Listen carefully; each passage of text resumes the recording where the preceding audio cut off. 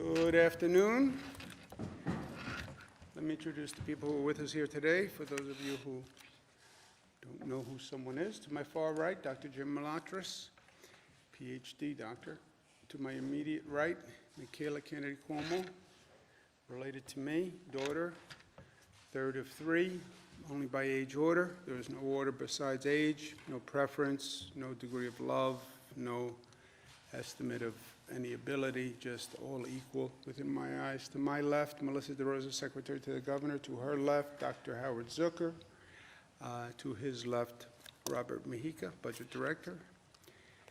Thank you for being here today. Today is day 71 with a question mark. The number of hospitalizations today, down. Great news. Number of intubations down, that's great news. The new COVID cases, which is a different problem than the number of people who are in hospitals. This is how many new cases are showing up every day, which has been still very high, is down to 521, and that is down. 521 takes us right back to where we started this hellish journey, right?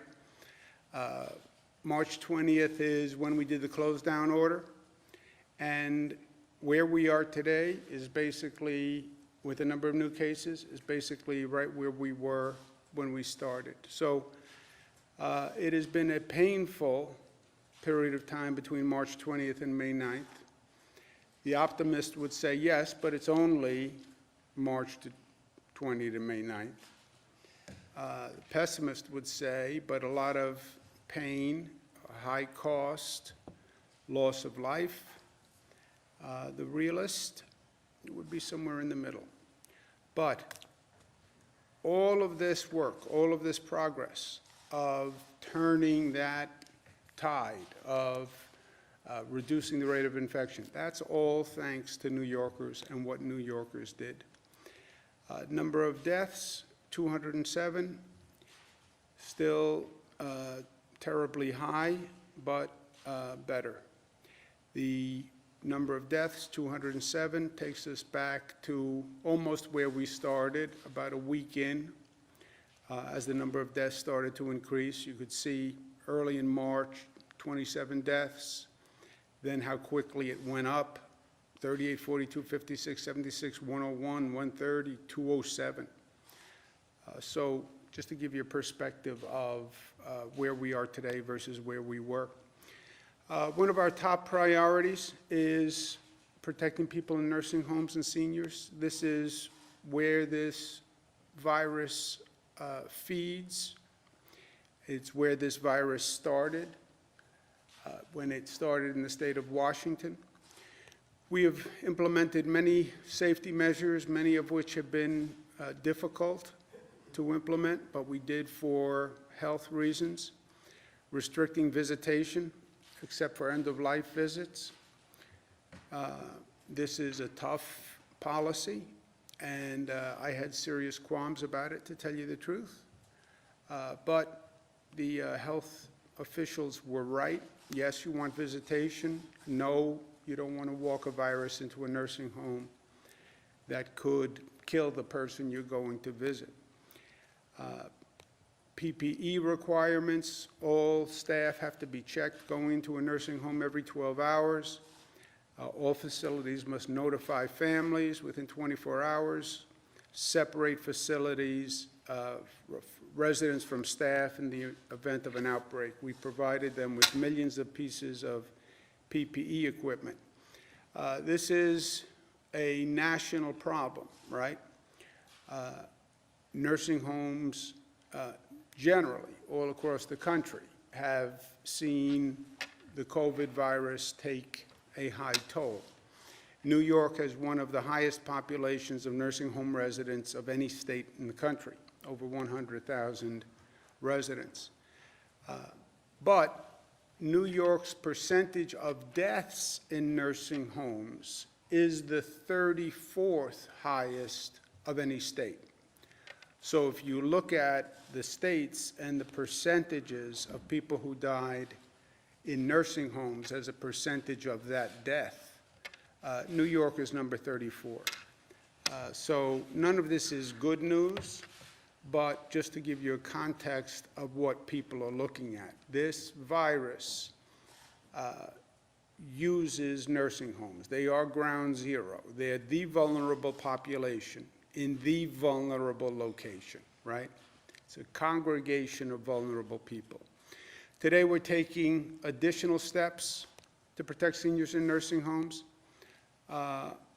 First, I want people to understand how a nursing home operates vis-a-vis the state. The most vulnerable population deserves the highest level of care, right? So the rule is very simple. If a nursing home cannot provide care for a person and provide the appropriate level of care for any reason, they must transfer the person out of the facility. If they can't find another facility, they call the State Department of Health. So what does this mean? If they don't have enough staff, if they don't have enough PPE, if their facility doesn't allow for isolation or quarantine, whatever it is, if they cannot provide the proper care, they must transfer the resident, period. If they have a COVID positive person and they can't treat a COVID positive person, they must transfer the person or call the State Department of Health, and the State Department of Health will transfer that person. All nursing home staff must now be tested twice a week. That's not just a temperature check, that is a diagnostic test. We have the tests available. We have brought them online. The state has more testing capacity than any state in the country. They have to test their staff twice a week. That is a rule. It's not a, I'd appreciate it if you did. Hospitals, going forward, cannot discharge a patient to a nursing home unless the patient tests negative for COVID-19. So we're just not going to send a person who is positive to a nursing home after a hospital visit. Period. Remember, and I want the nursing home operators to understand this, we have alternative facilities for nursing home patients, COVID or non-COVID. Remember what we did here. We created 40,000 hospital beds because we had to.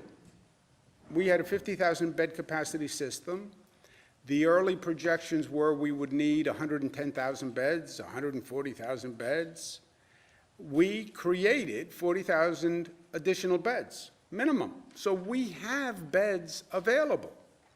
We also set up COVID-only facilities. So we have available COVID-only facilities that could accept nursing home residents.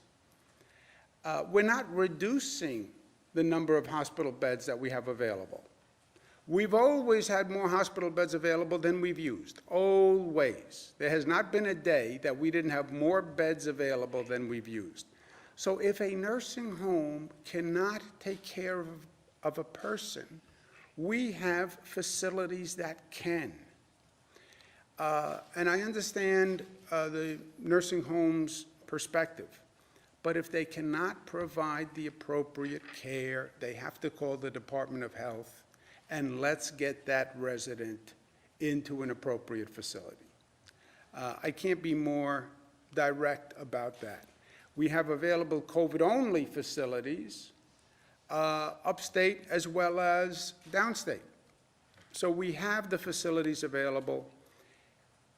If there's any issue, the resident must be referred to the Department of Health, which will find alternative care. If a nursing home operator does not follow these procedures, they will lose their license. Well, that's harsh. No, harsh is having a nursing home resident who doesn't get the appropriate care. That's what's harsh. having someone's parent or mother or brother in a situation where they're in a facility, they can't even get a visitor, they're isolated, they feel alone, and they're not getting the appropriate care. That is what is harsh. And if that's what happens, then that facility operator should lose their license. I have no problem with that. I was the Attorney General. I did investigations of nursing homes. I have tremendous respect for what they do. But this is the essence of their responsibility and obligation. Again, we have the facilities, we have the beds. It's not like a situation where there are no options. We have options, and we want to use them. So if there's any reason why you can't provide appropriate care, let us know, and we will put them in a facility that has it. Also, this is an issue that people need to be aware of. New York State is investigating 85 cases of a COVID-related illness in children, mostly toddler to elementary schools. It's symptoms similar to Kawasaki disease, what they call Kawasaki disease, or toxic shock-like syndrome. This does not present as a normal COVID case. COVID cases tend to be respiratory. This it presents as an inflammation of the blood vessels, sometimes inflammation of the heart. It's possible that these cases were coming in and were not diagnosed as related to COVID because they don't appear as COVID. But it is a situation that has taken the lives of 3 New Yorkers. There are 2 additional deaths that are currently under investigation as possibly related to this same situation. The New York State Department of Health is going to notify all the other state departments of health. Every state has a Department of Health. They will notify their counterparts in the other states to put them on notice of this. Again, we've recently found this and are investigating it, but it may be possible, and it may even be probable, that this is a situation that exists in other states, and we want to make sure that they are aware of it. New York State Department of Health is also actively pursuing a new drug therapy. Remdesivir has been shown to have some positive effect, and we're desperately looking for a treatment for this virus. So the CDC has started tests on this drug, and New York State is working with HHS, Health and Human Services on the federal side, administering it to 2,900 people at 15 hospitals, and we're looking for more doses to start with an additional 500 people. This week is May 15th. May 15th, the pause order, the close down order expires. We're looking region to region across the state as to where it would be appropriate to reopen. This state, we have a clear, uniform set of criteria. It's the same all across the state. It's all science-based, it's all data-based, and we'll look at those numbers, we'll look at those data points to see where it's safe to open. Local governments should start to look at 2 things, citizens also. Of those factors that we look at, many factors are just the rate of spread of the infection, and they're just purely linked to the rate of spread of the infection. Second set of factors looks to the capacity of local government. Do they have enough hospital beds open in case that infection rate goes up?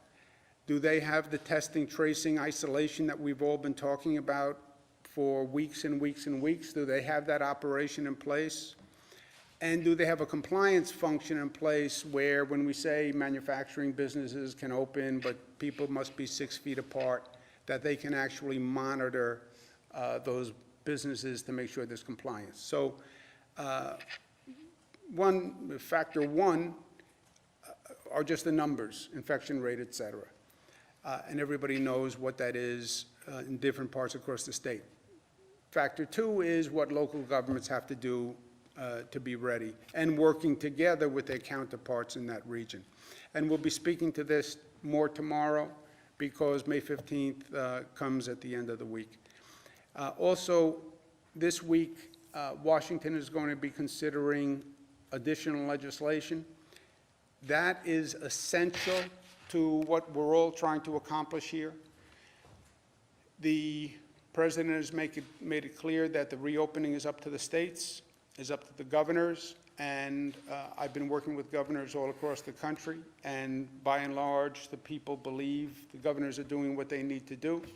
But you can't ask someone to do that which they cannot do, right? You can't ask someone to do something that is beyond their capacity, beyond their limits. We can handle the reopening, but every state, almost every state, has a significant financial problem because of the loss of revenue due to the economy. Just think of how a state works.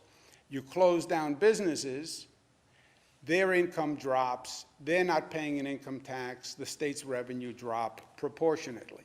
And that's what has happened. You look at, our economy was doing great, really great in this state. But then comes the COVID virus, and the impact on our financial plan is about $61 billion.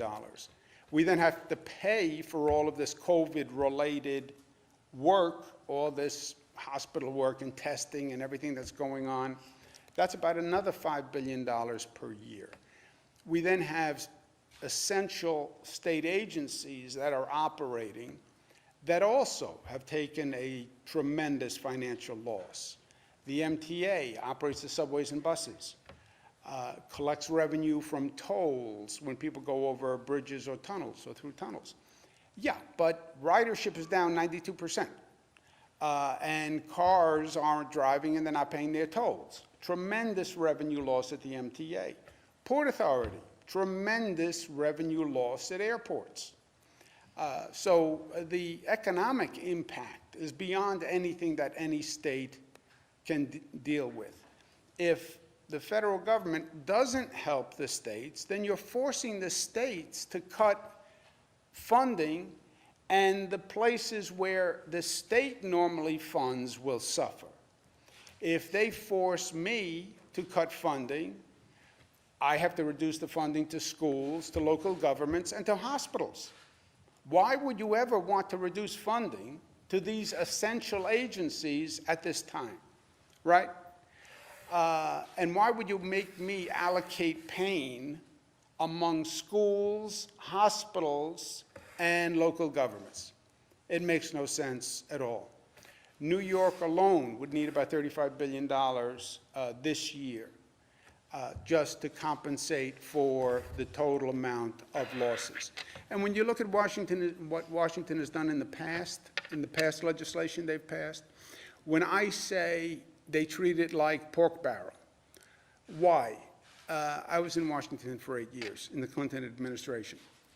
Everything becomes a political game. Every piece of legislation becomes a political game. So when they passed the past legislation, the money they sent to states was supposed to be for COVID. The whole exercise was this was to compensate for what happened during the COVID virus. They just played politics, and everybody put money in for their home state. So when you look at what they actually accomplished, states like Alaska got like 100 times what New York got for funding, right? We got about $23,000 for every COVID case. But states that didn't have many COVID cases also received a tremendous amount of funding. Our friends in Kentucky, $337,000 for every COVID case. Yeah, we got $23,000. So it's what they've done in the past made no sense. Also, what they've done in the past is what they always, it seems, wind up doing. They bailed out corporate America. That's what they did. You look at the past legislation. They bailed out corporate America.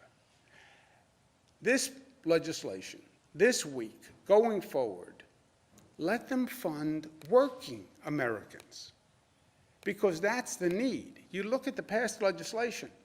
They funded hotels, restaurants, airlines, big corporations, public companies. Now it turns out they funded a tax break for millionaires in the COVID response legislation. That's what they did. Yeah, and they didn't fund state and local governments. So who do state and local governments fund? I fund police, firefighters, nurses, school teachers, and food banks. You took care of corporate America, and I don't even want to go through that, but now you're going to starve police and fire and hospitals and schools? Everybody applauds the healthcare workers, but now you don't want to provide any funding. Separate, last point on Washington. Don't make the same mistake twice.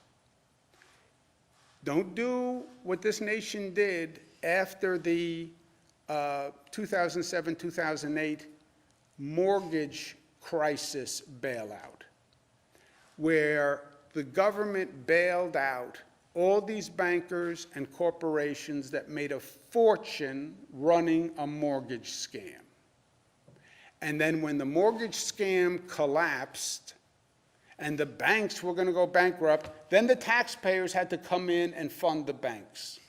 How does this make sense? The banks make all the profit on the way up. They then get into trouble on the mortgage fraud, and we have to bail them out. And who's going to bail them out? The taxpayers are going to bail them out. No. It's not that they reap all the profits on the way up, and then the taxpayers provide a golden parachute on the way down. That has to stop. There should be no subsidy for any corporation that lays off employees, period. Because I'll tell you what's going to happen. You will see corporations using this pandemic to lay off workers. That's what you will see, because they're already saying it to the market analysts. We're going to get lean during this period.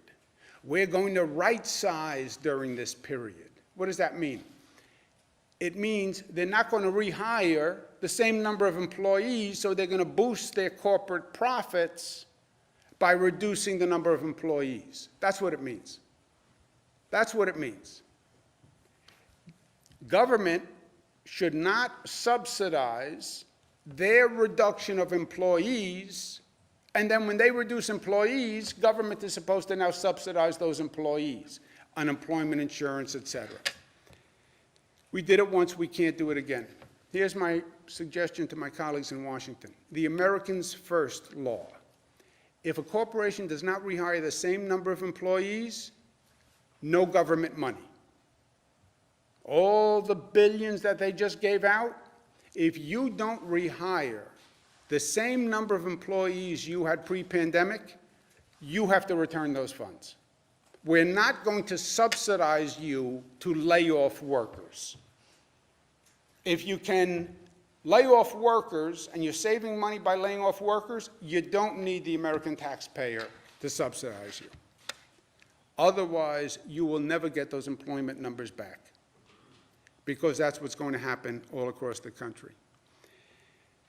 And we keep going, because we are New York tough, we are smart, united, disciplined, and we are loving. Every time I say we are loving, I think people must think that is such a strange word for a government official to be talking about, that we are loving.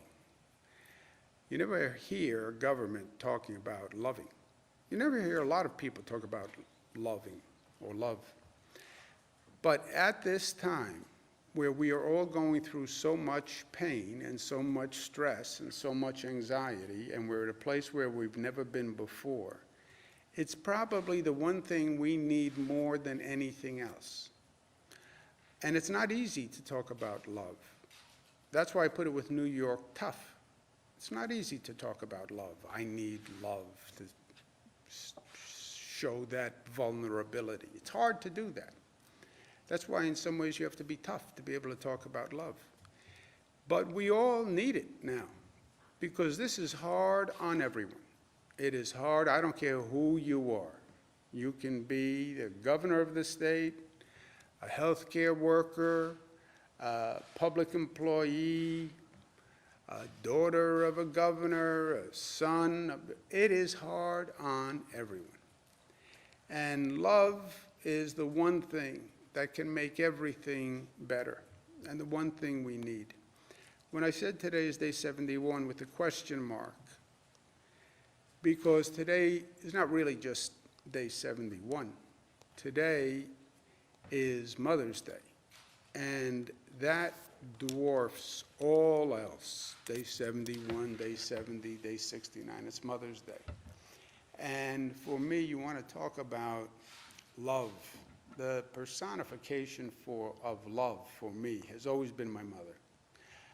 My father was loving in his way, but he was not warm and cuddly kind of loving. My mother has just always been pure love, just pure sweetness, pure goodness, pure affirmation, unconditional love. Whatever you did, however stupid I was, and I can be pretty stupid, just that total love of a mother. So today, more than anything else, mothers are special every day, but how about going through this? Talking about nursing homes, you have mothers in nursing homes, families can't get to see them. Mothers have been doing double duty, stuck at home, dealing with all that stress, all that situation. Mothers who have lost mothers, mothers who we have lost during this hellacious period where so many people lost their parents. So today is Mother's Day, first and foremost. And today is about love and showing love and expressing it and appreciation for our mothers. And my mother, who I cannot see today because I am in a position where I am exposed to too many people, and if I go see my mother, Dr. Zucker, blame Dr. Zucker, the health commissioner, says it would be risky for me to see my mother because I want to make sure that I don't infect her with anything. She's stronger than I am, and she's smarter than I am, but I just want to make sure that we don't do that. But I get to say Happy Mother's Day to my mother with my daughters. They're all here through one means or the other, whatever this is, Zoom this, Zoom that. Happy Mother's Day to you, Mom. I miss you. I love you so, so much. I wish I could be with you, but I can't be. But I can't be because I love you. That's why I can't be with you, because I love you. But I know Maria is taking good care of you. I miss you too, a lot, and your beautiful daughters. So Happy Mother's Day, Grandma. Thank you, Cara. You have Cara there. Cara's with Mariah. Mariah, you want to say Happy Mother's Day, Grandmother's Day? Yes, Happy Mother's Day, Grandma. I just was thinking sweetheart. today about this story that I love hearing you tell about how you met the Pope and how he looked you in the eye, took your hand in his, and he said, La Familia. I think he really captured your spirit. Thank you so much for teaching us what the meaning of family is, both from our own little brood to the family of New York. I love you. That's right. And I have, Very well said. and I Thank have, you. and I have Michaela here with me. Hi, Grandma. Happy Mother's Day. We are, You're up at the Capitol. yes, She- but I'm so glad to see your face. We're so grateful to have such a caring grandma and one who was a great mother and role model to our dad and aunts and uncles, and such a great mother to so many children beyond our family. So thank you. We love you so much, Grandma. Thank you for that. Thank you so much. I can't forget this, girls. I will never forget this. Well, you look good. This is going to be over, and then we're going to get back to life as normal, and we're going to have fun. And then you can spend more time with me. I know I am your favorite. I know you don't want to say that because you have Maria there. But we'll get to spend time together, and we'll look back at this, and we'll say that we're the better for it, right? That's Right. right. It's time for everything, Andrew. All right, well, you have fun there. Anything you need? Is Maria taking No, good care of you? You sure Maria's taking good care of you? I have your sister Maria here, and I have beautiful granddaughters here as well. So I'm in good company. And all the children, all my grandchildren. I am so blessed, as many mothers today are. And I just thank you so much for everything you do, Andrew, to make families really better than ever. Thank you. All right, you have a beautiful day. I'll see you soon. I know you want to see me I will. because I know I'm your favorite deep down inside, but you don't want to say it. I love you, honey. I'll talk to you later. Love you, Grandma. Thank you very much, Andrew. Thank you. Questions? Why isn't the state mass testing all nursing home residents? We are testing nursing home residents. Or mass testing everyone? We are mass testing as many as we can. And what would the state have done in early March if hundreds of nursing homes said that they can't care for their patients with this very contagious, devastating unknown disease? Did you have any overflow beds for them in early March? And did you tell them, the nursing homes, about it in early March? Yeah, let's just do this again. The nursing home must refer a person if they can't provide the adequate care, period. That's the nursing home's obligation. If they cannot provide care for any reason, they don't even have to give a reason, by the way. I don't have staff, my staff is sick, I don't have PPE, I don't have isolation facilities, I don't have quarantine facilities, I don't have enough beds, I don't have enough pillowcases. It does not matter. If they can't provide care, they call the Department of Health sends them somewhere else. We have always had more beds than we have needed. Always had more beds than we have needed. And that is extraordinary because we had to create 40,000 beds.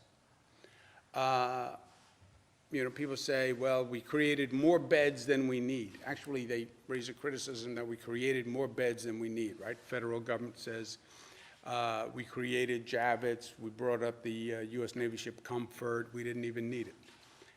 Yeah, at the end of the day, we didn't need it. Thank God we didn't need it because we reduced the curve and we saved lives.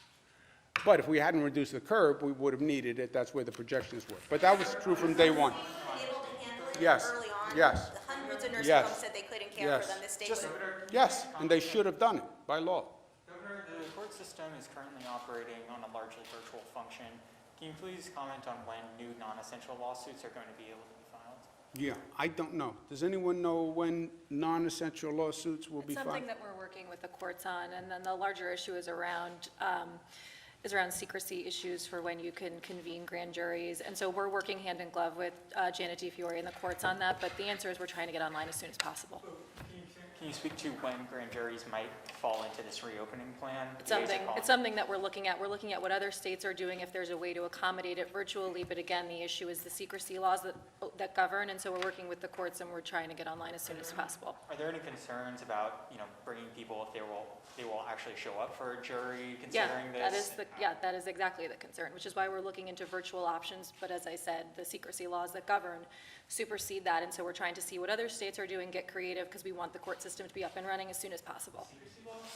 That govern grand juries. Grand jury secrecy. Reopening the courts is not an executive decision, or managing the courts is not an executive decision, right? That's a separate branch of government, the court system. The chief judge is in charge of that. We're working with the chief judge, following her recommendations, which have been extraordinary. There's still a lot of work going done, even though the courts have been closed, and their transition to remote services has been great. So we're working together, but the questions you raise are going to be more to the discretion of the judicial system. Why did it sounds like the state is rescinding the March 25th order regarding nursing homes. What went into the change of thinking in that? Why do it now and not do it 2 weeks ago when people first started sounding the alarm on it? I don't know the March 25th. It's not rescinding the order. You still can't discriminate against the patient solely in a nursing home based on their COVID status. This is saying to hospitals now, if you have a COVID patient that you got for some reason acute care, needed whatever, they should test positive before being discharged from the hospital itself. Clarify on that. So a hospital can't send a resident back to their nursing home if they still test positive for it. How is that different from the March 20, or Because the only avenue of coming into a nursing home is not just the hospital. It could have been a new patient, it could have been from another facility besides a hospital. It does override the March 25th order, correct? You still cannot discriminate against a nursing home patient. What we're saying is if you're in a hospital for another reason, you can't discharge that patient until they're negative. The two orders coexist, Jesse. What we're saying is you still can't discriminate an entrance to a nursing home facility solely on the basis of being COVID positive or being suspected COVID positive. This puts the obligation on hospitals, which is saying a hospital cannot release a COVID positive patient into a nursing home facility until they test negative. What Jim is accurately saying is hospitals are not the only avenue into nursing homes. There are other ways in which people enter nursing homes. The fact still remains that you cannot discriminate based on COVID positive status. However, as the governor has said 17 times, a nursing home cannot accept a patient if they cannot care for them. They have to be able to cohort the patients. There has to be segregated staff. You have to have the appropriate level of PPE. And if you cannot meet those standards, you cannot accept a patient. You call DOH, DOH finds a facility for them. Let's do it the other way, because it's complicated. This is binding on a hospital, not on a nursing home. If you want to refer your mother who is COVID positive to a nursing home, the nursing home cannot say to you, I'm discriminating against your mother. I don't take COVID positive people. That would be discrimination. The nursing home can say, look, I'm not equipped at this time to handle COVID patients. I refer you to the Department of Health to find a facility that can. But they can't discriminate on the basis of COVID positive. A hospital cannot discharge to a nursing home, and that is new, cannot discharge a person who is COVID positive to a nursing home. The hospital can discharge, they can either hold the COVID positive person or discharge them to one of our other facilities, like our COVID positive facilities, et cetera. This will reduce the burden on nursing homes all across the board because they're not going to get any COVID people from a hospital. But they could conceivably get it from a person on the street that wants to put their COVID positive parent. If they can handle it. And that's what you never really communicated. And I don't think you've done the residents or the families a service, you generically. The nursing home, if they cannot take care of a person, I'm a nursing home operator. I can't take care of a COVID positive person. I don't have enough staff. I can't quarantine in my facilities. I don't have the PPE. It was their obligation to inform, and it is their obligation to call the Department of Health and say, you have to come get this person. I can't care for them. That has always been the case. Is this new policy though something of a recognition, though, that the idea of sending COVID positive people from hospitals back into nursing homes may have been flawed, that may have been a mistake? No. First of all, if you look at the facts, which is always fun, you can test your hypothesis on what's flawed. Look at how many residents we have in nursing homes. Look at the percentage of our deaths in nursing homes vis-a-vis other states, right? We're down by like number 34. So whatever we're doing has worked on the facts. Second, at one time, hospital beds were precious. When we started this, remember, the whole question was, will you have enough hospital beds? We were in a scramble to provide more hospital beds, right? Go from 50,000 to 40,000, 110,000. So the last thing you would be doing would be gratuitously saying, we're going to keep a person in a hospital bed who doesn't need a hospital bed, who could be at another facility. You would never do that. It would be reckless, it would be negligent, because you needed the hospital bed so badly. What we're saying today is, we have excess capacity all across the board. And the hospital can discharge to another one of our facilities. They don't have to discharge to the nursing home. They can discharge to any one of our facilities, which was always the case. And initially, it presumed the system, yes, a hospital could have, or initially, a hospital could have discharged to a nursing home or to one of our other facilities, discharged to the nursing home, presuming they could handle it, and they said they could handle it. And if they couldn't handle the discharged person, they would have said, I can't take this person. Your premise is they were accepting people who legally they shouldn't have accepted. That's what you would have to say. No, I guess my point is, optically, if you've used the metaphor of dry grass, right? So optically, to put a COVID-positive person who is a Tinder, if you excuse the metaphor, into dry grass from a hospital into a nursing home where is this kind of vulnerable population base, the optics on that seem illogical.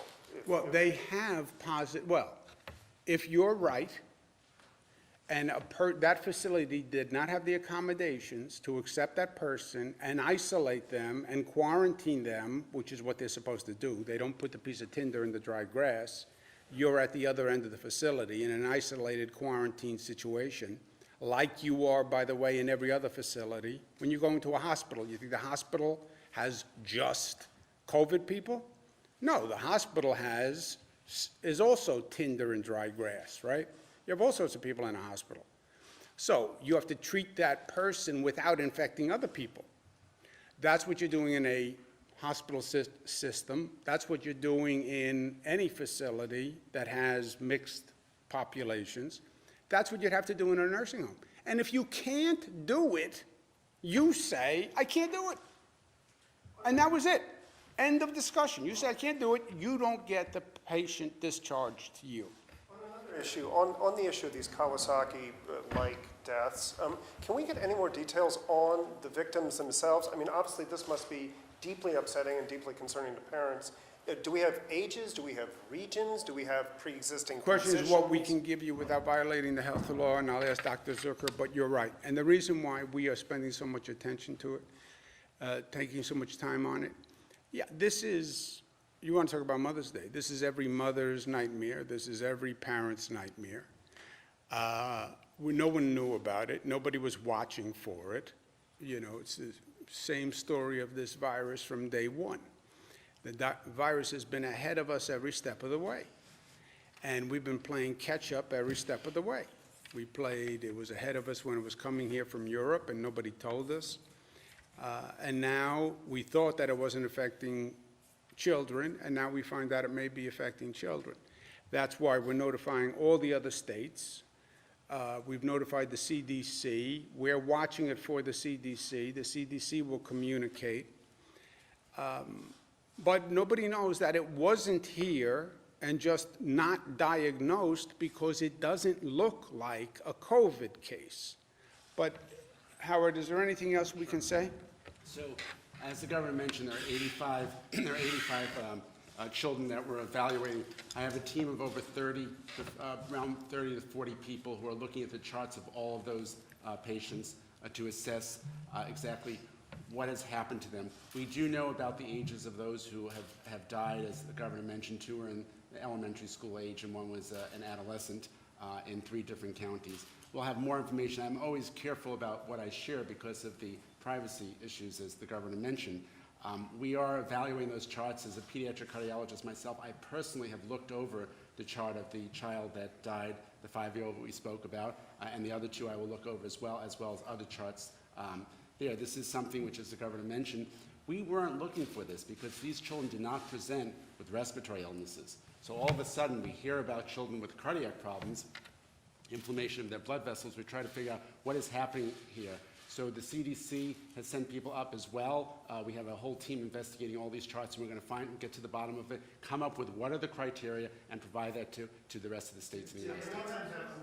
Conditions, or were these healthy children that died? Well, like I said, there are 85 charts, and we're looking through those. Of the other ones, right now, no, the 3 that had died did not, that we've heard about. But this is why we need to investigate all this, and this is why we have over 30 people looking at those charts. Just one more.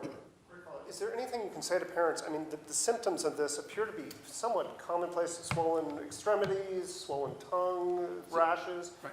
How do you differentiate kind of a common fever or something like that from something more serious? Right, and this is very heartbreaking because it's kids, and obviously we worry about children who have vague symptoms. They present with nausea, vomiting.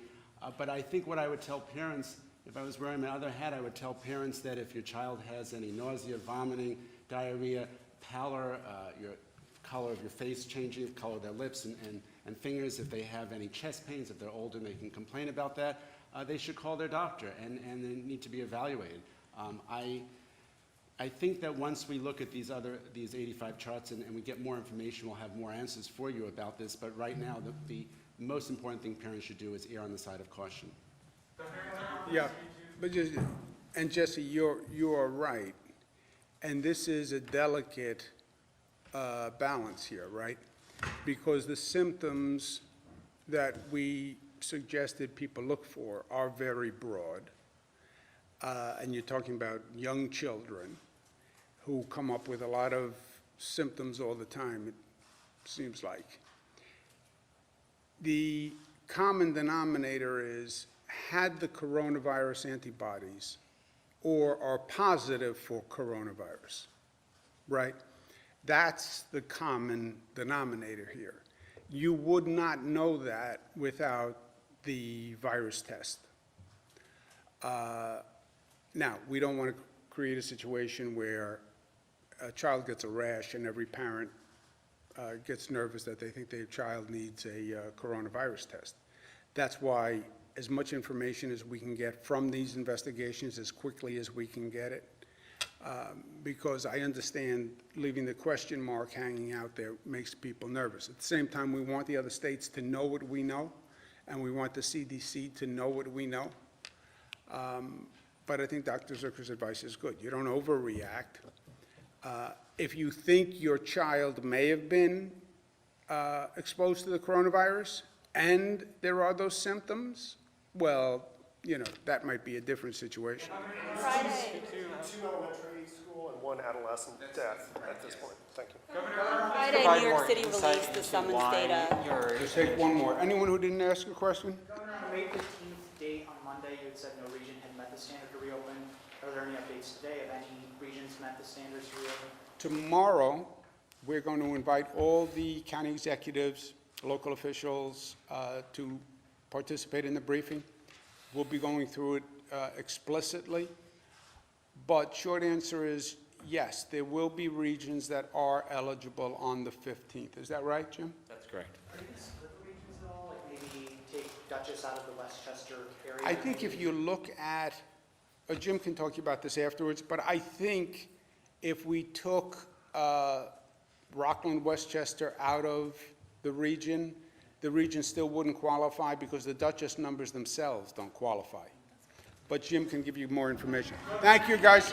Happy Mother's Day to everyone. Happy Mother's Day. Governor, who's